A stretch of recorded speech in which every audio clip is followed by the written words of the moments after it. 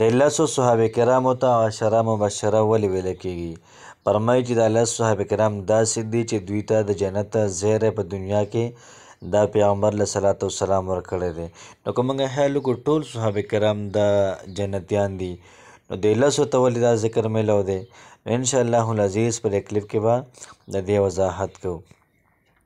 بسم الله الرحمن الرحیم. السلام علیکم ورحمت الله وبرکاته. امید در به کوم تاسو ټول به ټیک ټاک الله پاکم خوشحاله آباد ساته.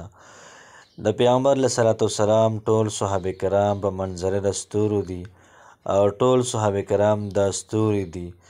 دغه رنګې په دې ټولو ستورو کې دا ټول ستوري چې کوم دي دا جنتیان دي.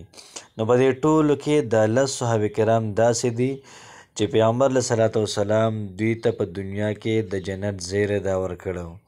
نو یاد ساتئ چې پیغمبر له صلوات و سلام په یو مجلس کې د لسو صحابه کرامو ذکر وکړو، نو د دې وجې نه ورته ویل کېږي عشره.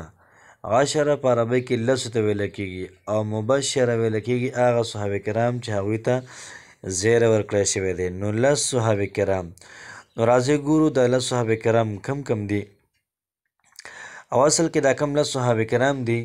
نو دوی د هجرت نه مخکې هم ډېره زیاته قرباني کړې وه، وروسته هم قرباني کړې وه، په جهاد کې هم دا قرباني کړې وه، ځکه ورته پیغمبر علیه صلات وسلام خوشخبري ورکړله. نو دې صحابه کرامو نومونه دا دي.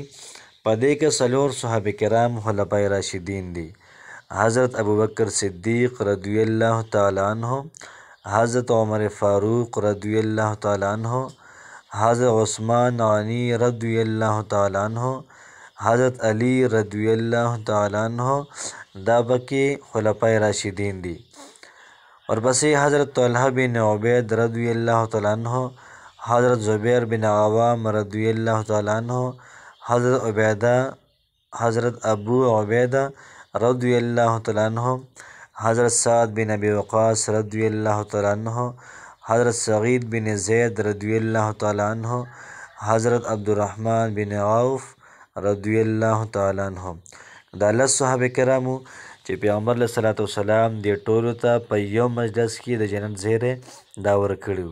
نو دې ته ویل کېږي عشره مبشره، لس صحابه کرام چې دوی ته په دنیا کې د جنت زیری دا میلاو شوی.